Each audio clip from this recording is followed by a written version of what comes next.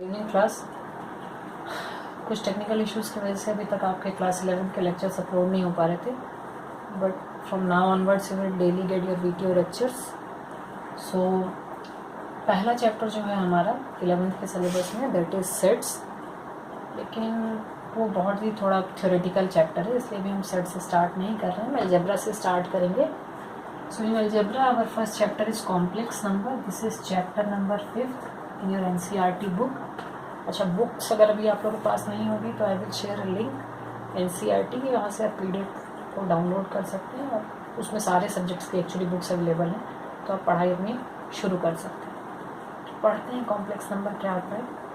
तो middle section में हमने पढ़ा है छोटे क्लासेस में, we have different number system. We have the number system of natural numbers, NCD note करते हैं। हमारे पास होल नंबर सिस्टम था denoted by W, then we had integers denoted by Z। Class 9-10 में हमने पढ़ा था real number system denoted by R, सबसे बड़ा नंबर सिस्टम था ये हमारा। अब हमें एक नए नंबर सिस्टम की ज़रूरत क्यों पड़ गई? ऐसा क्या हो गया कि हमारे पास पहले से इतने सारे नंबर थे, उसके अलावा हमें एक नए नंबर सिस्टम की ज़रूरत पड़ गई। तो क्लास 10th में आप लोगों ने पढ़ा है quadratic equation.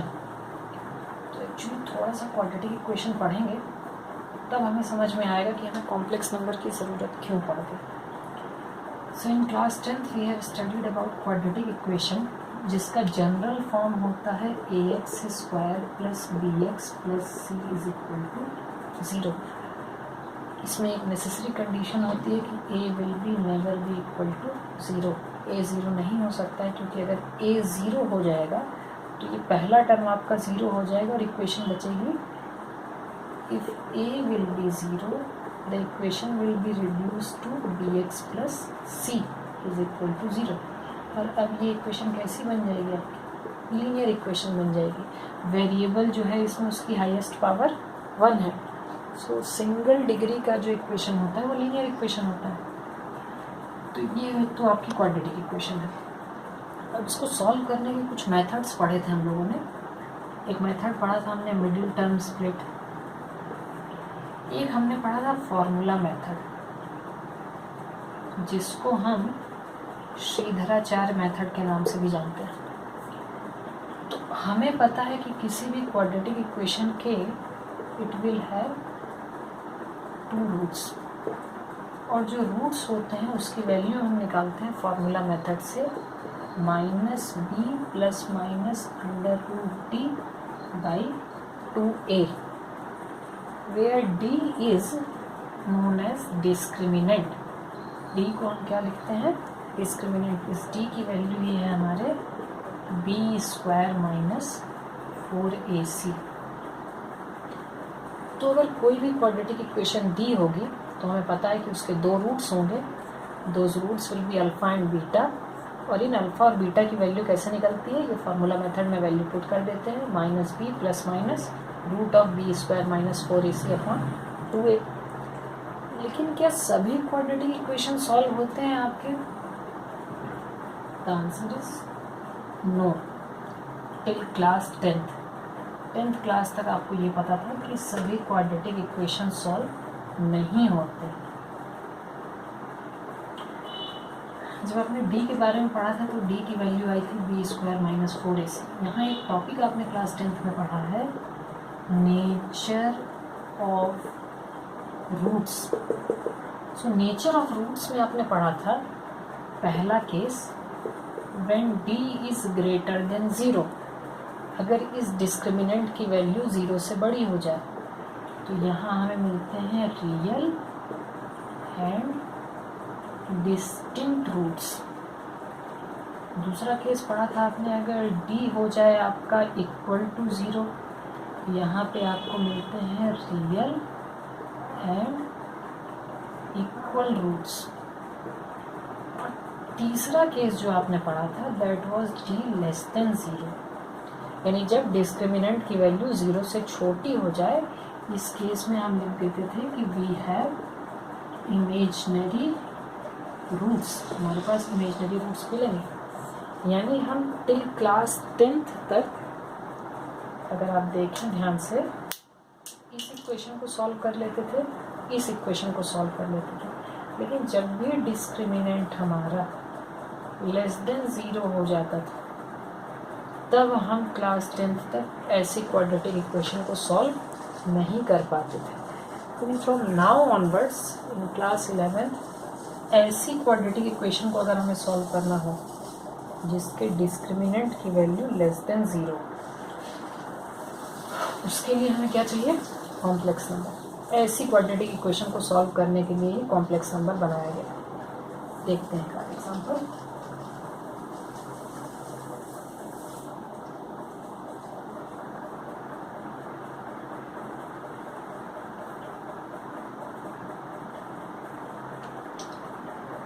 Let us assume an equation x square plus 4 is equal to 0. Is this a quadratic equation? Compare करेंगे ax square plus bx plus c is equal to 0। क्या मिलेगा यहाँ तो कंपेयर करने पे a की वैल्यू आ रही है 1, coefficient of x square is 1, b वाला टर्म x का कोफिशिएंट यहाँ नहीं है so b is 0 and what is the value of c? The value of c is 4। So अगर इस इक्वेशन का डिस्क्रिमिनेंट निकालना हो so we have to substitute B square minus 4ac। तो वैल्यू पुट करते हैं। अब हमारे पास इक्वेशन को कंपेयर करके वैल्यू तो सारी मिल ही गई है। बी की वैल्यू है 0 तो यहाँ पे तो कुछ भी नहीं होगा, this will be 0 minus 4 into A की वैल्यू है आपके 1 और सी की वैल्यू क्या है यहाँ पे 4। So this is minus 16. So discriminant of this equation is minus 16. ठीक है, अब हमें इसका स्क्वायर रूट निकालना है। कैसे निकलेगा? हमें पता है कि अगर मुझे इस इक्वेशन को सॉल्व करना है तो फॉर्मूला मेथड में सब्स्टिट्यूट करना पड़ेगा। लेकिन अभी जब हमने नेचर ऑफ रूट्स पढ़ा उसमें हमने देखा था कि जब भी d की वैल्यू लेस देन 0 हो जाती है तो रूट्स तो इमेजनरी आ जाते हैं, क्योंकि बेसिकली जो फॉर्मूला बनेगा that will be minus B plus minus under root D upon 2a। तो इस d का तो स्क्वायर रूट निकालना पड़ेगा ना, और d की वैल्यू आ गई नेगेटिव, यानी हमें अब अंडर रूट माइनस 16 का स्क्वायर रूट फाइंड आउट करना है। तो अगर यहाँ पे प्लस 16 होता तब तो हम लिख देते कि इसकी वैल्यू प्लस माइनस 4 होती है, लेकिन नेगेटिव नंबर का स्क्वायर रूट तो हमने क्लास 10th तक पढ़ा ही नहीं है। एक्चुअली हमें ऐसा कोई भी नंबर नहीं पता जिसको 2 बार मल्टीप्लाई करने पे उसका स्क्वायर करने पे वैल्यू क्या आ जाए माइनस 16 आ जाए। तो अब क्या करेंगे? तो अब कुछ नहीं करेंगे, अब हम दिमाग लगाएंगे कि अब इन नंबर सिस्टम से हमारा काम नहीं चलेगा। तो अगर हमें नेगेटिव नंबर का स्क्वायर रूट निकालना है अंडर रूट माइनस 16 का, अब तो ये हमारे लिए मुश्किल हो गया। नॉर्मल नंबर सिस्टम पे ये निकल ही नहीं सकता। तो क्योंकि ये नॉर्मल नंबर सिस्टम पे नहीं निकल सकता इसलिए इसको सॉल्व करने के लिए कॉम्प्लेक्स नंबर सिस्टम लिया हुआ। तो इसको हम लिख सकते हैं under root 16 into under root minus 1। अब रूट 16 की वैल्यू आपको पता है, लेकिन रूट माइनस 1 की वैल्यू नहीं पता है। इसी नेगेटिव नंबर के स्क्वायर रूट को फाइंड आउट करने के लिए नया नंबर बनाया गया कॉम्प्लेक्स नंबर। और जो मैथमेटिशियन थे आपके Euler, there was a mathematician Euler जिन्होंने ये कॉम्प्लेक्स नंबर सिस्टम बनाया, उन्होंने क्या बोला कि let us introduce a new number, imaginary number iota. I denotes iota. इन्होंने कहा कि एक नया नंबर है आयोटा, और इस आयोटा की वैल्यू होती है अंडर रूट माइनस 1। तो उन्होंने बोला कि एक नया नंबर सिस्टम हम डेवलप करेंगे जो कॉम्प्लेक्स नंबर होगा। कॉम्प्लेक्स नंबर का तो अभी फॉर्म आगे पढ़ेंगे, लेकिन उसका स्टार्टिंग सबसे पहले बेसिक उन्होंने कहा कि there is a imaginary number I whose value is under root -1, इसकी वैल्यू अंडर रूट -1 होती है। तो अगर अब आप इसका स्क्वायर फाइंड आउट करें, now if you find the square of I, so I into I, इसकी वैल्यू हो गई रूट ऑफ -1 इंटू ये भी हो गया आपका रूट ऑफ -1, तो वैल्यू कितनी आ जाएगी? This implies that I square is equal to -1, square root हट जाएगा। सो ये iota, this is a imaginary number. कैसा नंबर है ये? इमेजिनरी नंबर है। An imaginary number whose square is equal to -1। इस तरह आप लोग लिख लीजिएगा, I is an imaginary number whose square is equal to -1। यानी अगर आप I स्क्वायर की वैल्यू, आपको पता है कि एक ऐसा नंबर है, यही एक ऐसा नंबर है जिसको 2 बार मल्टीप्लाई करने पे नेगेटिव नंबर मिलता है। बाकी रियल नंबर सिस्टम में ऐसा कोई भी नंबर नहीं है। आप रियल नंबर सिस्टम उठा के देख लेंगे, कोई भी नंबर हो, अगर आप 2 बार मल्टीप्लाई करेंगे तो हमेशा पॉजिटिव नंबर स्क्वायर करने पे पॉजिटिव नंबर मिलेगा। नेगेटिव नंबर का भी अगर आप स्क्वायर निकालते हैं तो वो हमेशा क्या होता है? पॉजिटिव नंबर होता है। लेकिन आई एकमात्र ऐसा नंबर है जिसको अगर आप स्क्वायर उसका फाइंड आउट करेंगे तो this will be equal to -1। अब आई स्क्वायर की वैल्यू -1 हो गई, तो यहीं से जब इसका स्क्वायर रूट निकलता है तो आई की वैल्यू क्या आ जाती है? अंडर रूट -1, जो भी हमने पीछे डिस्कस किया था। सो कॉम्प्लेक्स नंबर को स्टार्ट क्यों किया गया, क्यों हमें इसको पढ़ने की ज़रूरत पड़ी? हम कॉम्प्लेक्स नंबर को इसलिए पढ़ते हैं बेटा क्योंकि if we have to solve a quadratic equation, अगर एक ऐसी क्वाड्रेटिक इक्वेशन को सॉल्व करना पड़ जाए, नीड क्या है?